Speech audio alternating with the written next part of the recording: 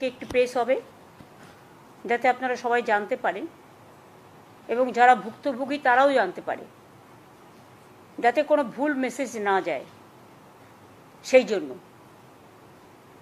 মনে রাখবেন, আমরা যারাই সরকার চালাই বা যেখানেই থাকি না কেন, আমাদের প্রত্যেককেই একটা আইন মেনে চলতে হয়,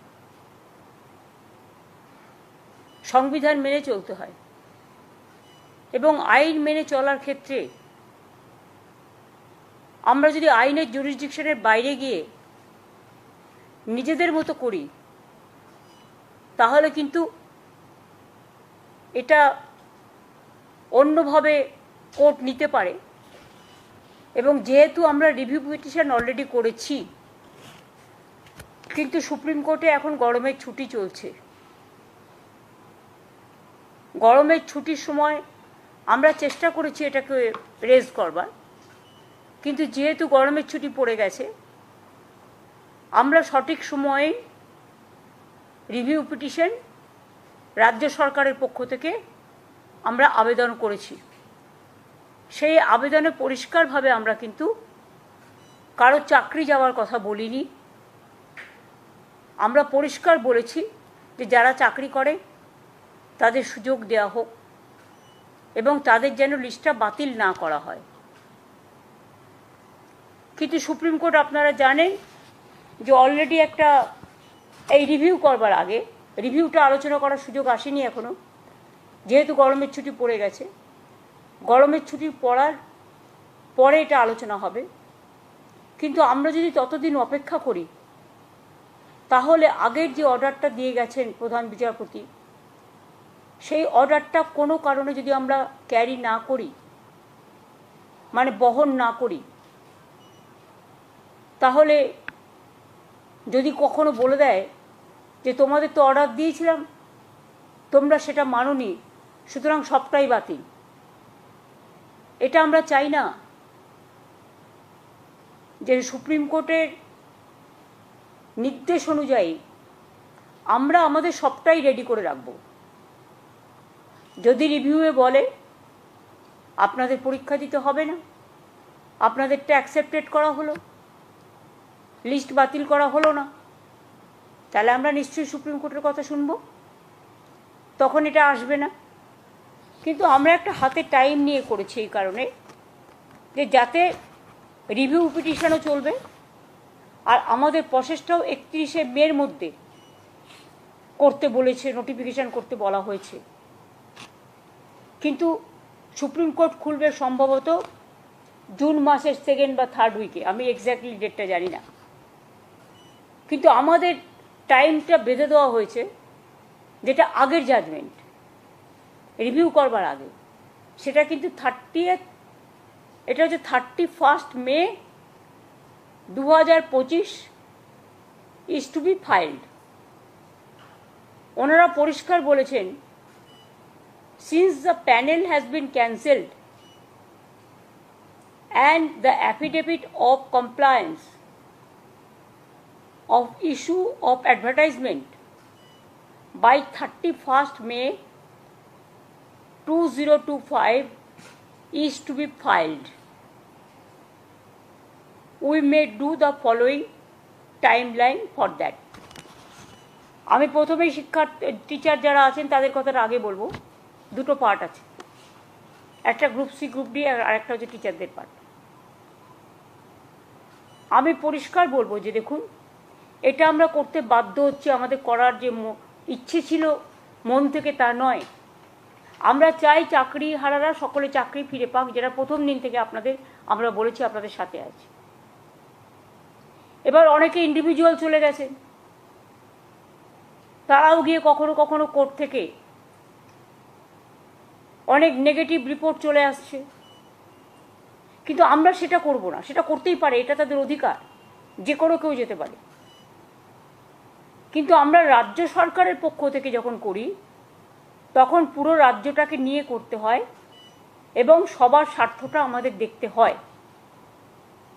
তাই পরিষ্কার করে বলছি, ম্যাটারটা খুব সেন্সিটিভ। প্রেস মিডিয়াকে আমি অনুরোধ করব যে আপনারা দয়া করে কোনো কথা আমার কোনো লাইন আমাদের ডিস্টর্ট করবেন না এবং নেগেটিভ এবং ন্যারেটিভ দেবেন না, কারণ আমরাও কিন্তু সবটা রেকর্ড করে রাখছি, কারণ সুপ্রিম কোর্ট এটা আমাদের পেশ করতে হতে পারে। সুপ্রিম কোর্টের যেহেতু অর্ডার আছে 31 মের মধ্যে করতে হবে, আমরা এতদিন ধরে অপেক্ষাই করছিলাম। অর্ডার তো বেরিয়েছে অনেক দিন আগে, প্রায় অ্যাবাউট 2 মান্থস হবে। 3 এপ্রিল 17 এপ্রিল, তাহলে প্রায় অনেক দিন হয়ে গেছে, কিন্তু আমরা কোনো অ্যাকশান নিচ্ছিলাম না। আমরা ওয়েট করছিলাম যে এর মধ্যে হয়তো রিভিউ যেটা আমরা করেছি রাজ্য সরকারের থেকে সেটা হয়তো আলোচিত হবে এবং তার পরিপ্রেক্ষিতে যে আদেশ কোর্ট দেবেন তাতে হয়তো চাকরি প্রার্থীদের পক্ষেও হতে পারে। ফলে আমরা অপেক্ষা করছিলাম, কারণ আমরা বলেছি যে চাকরি প্রার্থীদের চাকরি আমরা খেতে চাই না। কিন্তু যেহেতু এখনো রিভিউটা হয়নি, কারণ রিভিউ পিটিশন পেন্ডিং আছে এবং কোর্টে গরমের ছুটি পড়ে গেছে, অথচ আমাদের হাত বেঁধে দেওয়া হয়েছে 31 মের মধ্যে করতে হবে, নোটিফিকেশন করতে হবে। তাই বাধ্য হয়ে আমি জানাচ্ছি দুটো প্রসেসই আমাদের চালু থাকবে। একটা হচ্ছে সুপ্রিম কোর্টের অর্ডার অনুযায়ী আমরা 31 মের মধ্যেই সুপ্রিম কোর্ট যে অর্ডারটা দিয়েছে সেটা নোটিফিকেশন করব। আর দ্বিতীয়ত, যদি রিভিউ যেটা আমরা করেছি রিভিউতে যদি আমরা ভালো রেজাল্ট পাই তাহলে আমরা সেইটাকেই গ্রহণ করব। দুটো অপশানই আমরা ওপেন রেখেছি, কিন্তু পরে যাতে বলতে না পারে সুপ্রিম কোর্ট যে 31 মের মধ্যে তোমাদের নোটিফিকেশন করতে বলা হয়েছিল, তোমরা কেন করোনি, সেই জন্যই আইন মেনে আমাদের এই কাজটা করতে হচ্ছে, কিন্তু অপশান আমাদের ওপেন থাকছে ফর রিভিউ। আমরা যেহেতু 31 মের কথা বলা হয়েছে, তাই আইনজ্ঞদের সাথে কথা বলে সবার সাথে আলোচনা করে issue of advertisement and file affidavit, যেহেতু 31 মে লাস্ট ডেট করেছে আমাদের, 30 মে কিন্তু এটা আমাদের করতে হবে। অ্যাডভার্টাইজমেন্টটা আমাদের করতে হবে 30 মে, কারণ যেহেতু 31 মে মধ্যে করতে বলেছে, তাহলে আমরা অ্যাডভার্টাইজমেন্ট করব। আমি কিন্তু আবার বলছি অপশান কিন্তু ওপেন আছে রিভিউয়ের জন্য, রিভিউয়ে যেটা বলবে আমরা সেটাই মানব। এখন যেহেতু হাতে কোনো উপায় নেই বলে আমরা এটা করছি, যেহেতু সময় টাইম ইজ রানিং আউট।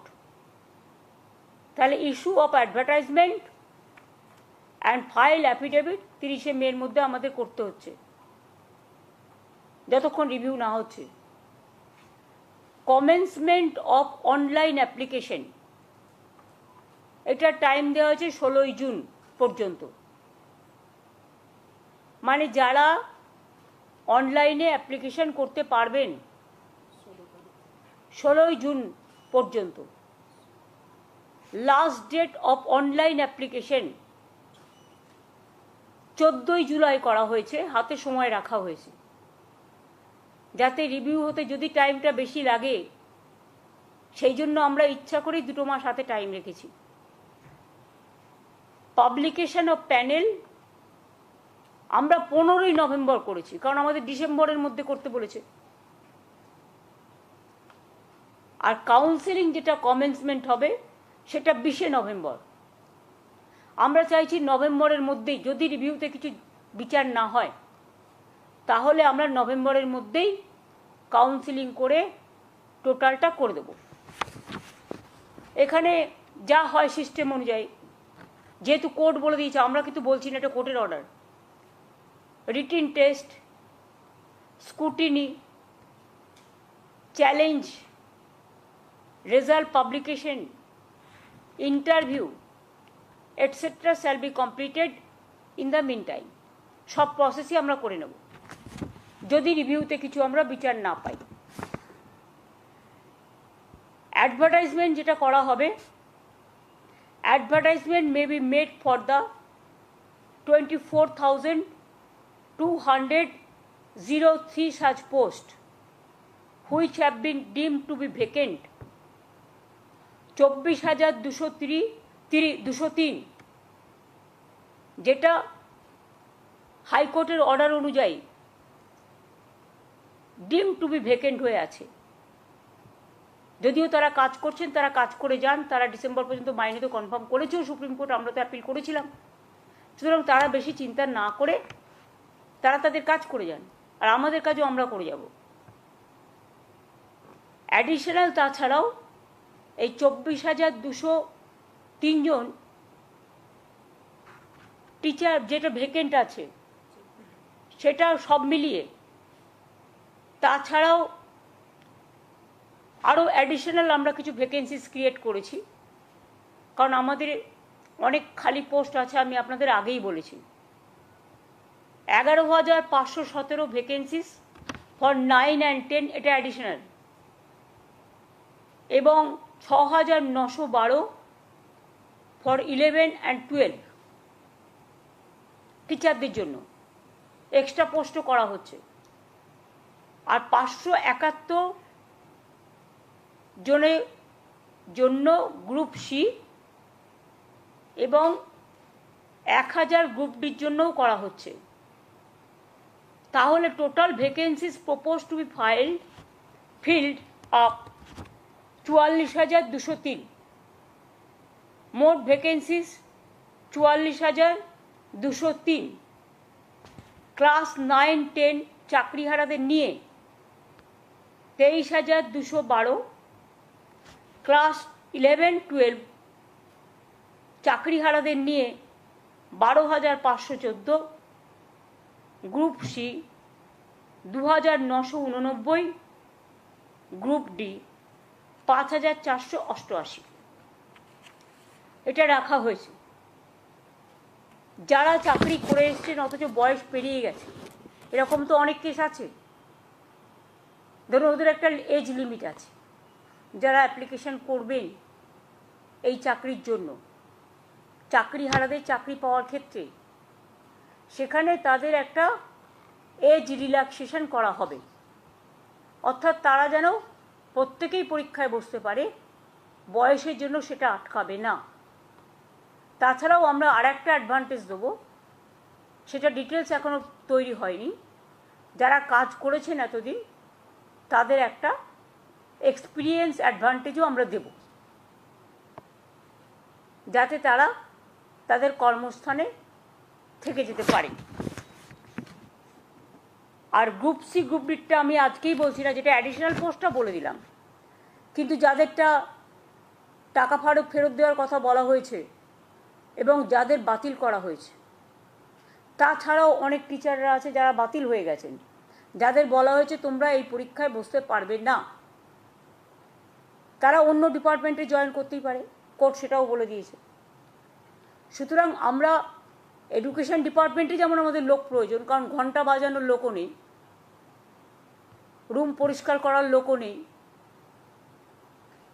তালা বন্ধ করার লোকও নেই এই ঘটনার ফলে, সেই রকম যেমন আমরা অ্যাডিশনাল গ্রুপ সিডি নিচ্ছি, সাথে সাথে যারা এডুকেশন ডিপার্টমেন্টে কাজ করছেন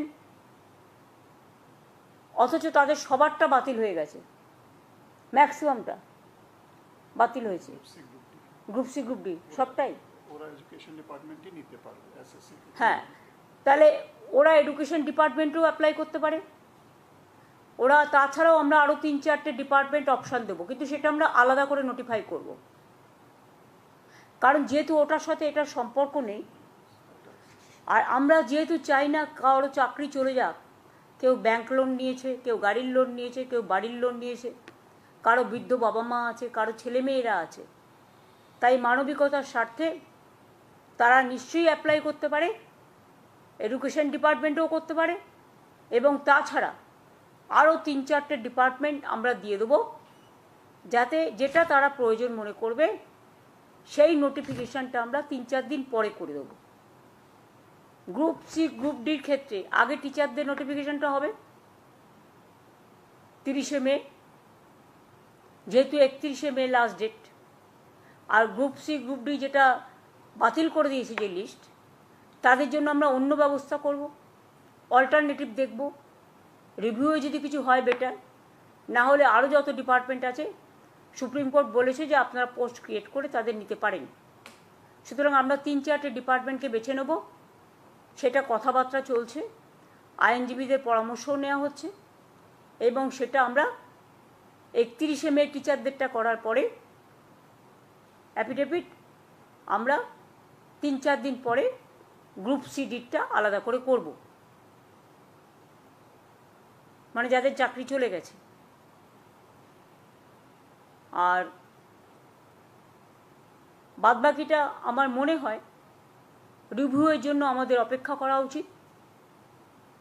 এখনই একথা বলা উচিত না আমরা পরীক্ষা দেব না, দিচ্ছি না, দিতে পারবো না, তাহলে তো চাকরিটাই থাকবে না। এটা তো আমাদের অর্ডার নয়, এটা সরকারের অর্ডার নয়, এটা আমাদের কিছু উদ্দেশ্য প্রণোদিতভাবে কিছু স্বার্থপর মানুষ গভর্নমেন্ট কোর্টে গিয়ে এটা ক্যান্সেল করেনি লিস্ট, তারা লিস্টটা বাতিল করেছেন তাদের নিজেদের স্বার্থে। আজকে তারা আবার বন্ধু হয়ে ঢোকবার চেষ্টা করছে।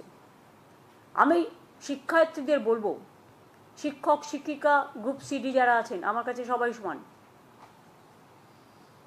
সুপ্রিম কোর্টের আদেশ অনুযায়ী আপনারা প্লিজ অপশান 2টাকেও কাজে লাগান, অপশান 1টাকেও কাজে লাগান। অপশান 1 যদি হাত থেকে বেরিয়ে যায়, তারপরে যদি অপশান 2 রিভিউ করেও আমরা যদি বিচার না পাই, তাহলে কিন্তু আপনাদের আর সুযোগ থাকবে না চাকরিটা ফিরে পাওয়ার। আমরা চাই আপনারা চাকরি ফিরে পান। অপশান 1টাও হাতে রাখুন, যথাসময়ে অ্যাপ্লিকেশনটা ফেলে রাখুন, পরীক্ষায় ডাকলে যাবেন। আর আমি আশা করি তার মধ্যে গরমের ছুটি, আমি জানি না কবে খুলবে কোর্ট,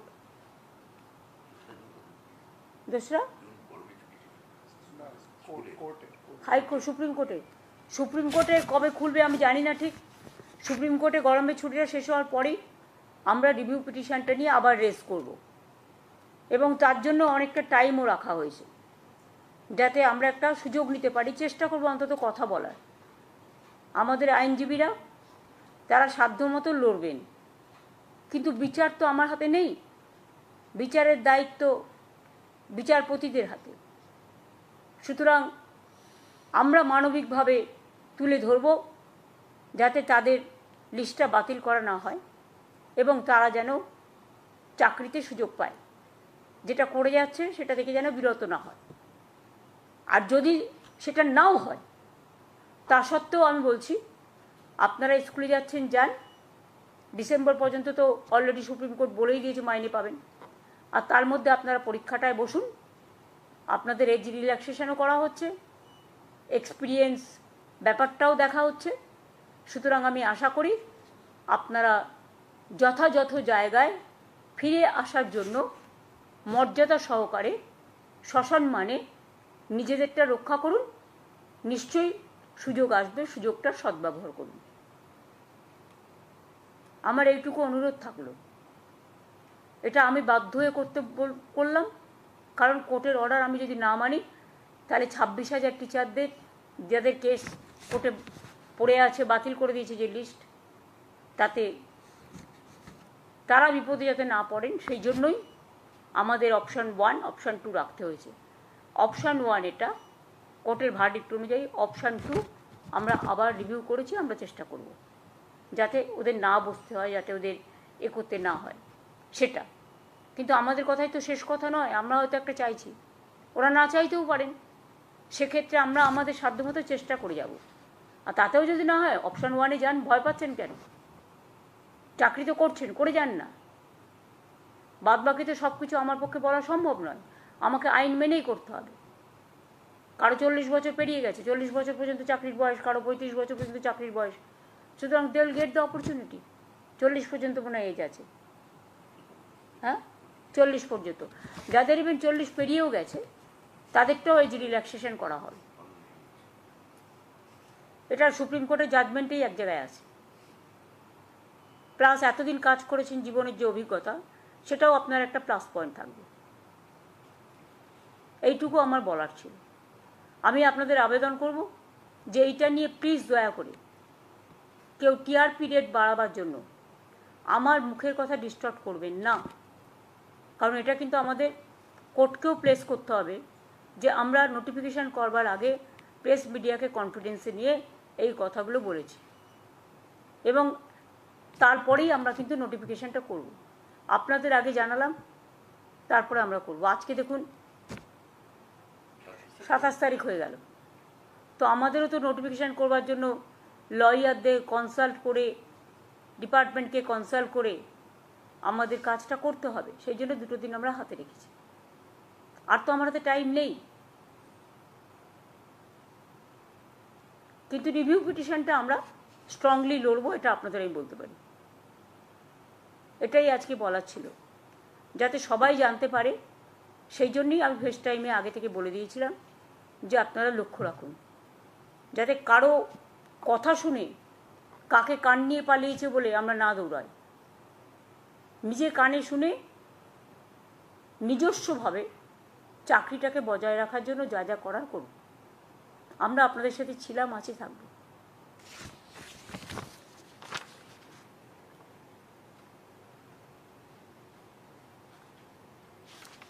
যাদের যোগ্যতা আছে তারা প্রত্যেকে অ্যাপ্লাই করতে পারবে। আমাদের ইন্টেনশন হচ্ছে তাই, যাদের রিকুইজিট কোয়ালিফিকেশন আছে ফর সেট পোস্ট, যে পোস্ট মানে অ্যাডভার্টাইজ করা হবে, age relaxation will be given to the candidates in terms of the order of the Honorable Supreme Court. The new recruitment rules is ready, both for teaching and non-teaching post. An advertisement have been drafted and have been examined by the law department and legal team. সেটা আমরা আরেকটু যাচাই করে নেওয়ার জন্য 2 দিন হাতে time নিচ্ছি। এই পর্যন্ত আমার বলার ছিল, আমি এটুকুই বললাম। আশা করি এটা নিয়ে 26,000 টিচারদের ব্যাপার আছে, জলঘোলা করবেন না কেউ। টিচারদের আমি ত্রিপুরাতেও দেখেছি 10,000 টিচার ছাঁটাই হয়ে যাওয়ার পরে প্রতিশ্রুতি দেওয়া সত্ত্বেও বর্তমান সরকার সেখানে যারা আছেন করেন তো নি, উপরন্তু লাঠি মেরেছেন, মাথা ফাটিয়ে দিয়েছেন সবাইকে। ইউপিতেও 69,000 টিচারের চাকরি চলে গেছে, এমনকি আরও অনেক রাজ্যে প্যানেল ক্যান্সেল হয়ে গেছে। আপনারা মধ্যপ্রদেশে দেখেছেন ভ্যাপাম কেস নিয়ে কি হয়েছে, কতজন মারা গেছে, আজ পর্যন্ত মানুষ বিচার পায়নি। কিন্তু আমরা বিচারের বাণী যাতে নীরবে নিভৃতে না কাঁদে, কবিগুরু রবীন্দ্রনাথ ঠাকুরের কোটেশন অনুযায়ী আমরা চাই বিচারের সাথে, মর্যাদার সাথে, সসম্মানের সাথে আপনারা কাজটা করুন, যাতে সমাজ উপকৃত হতে পারে। ধন্যবাদ।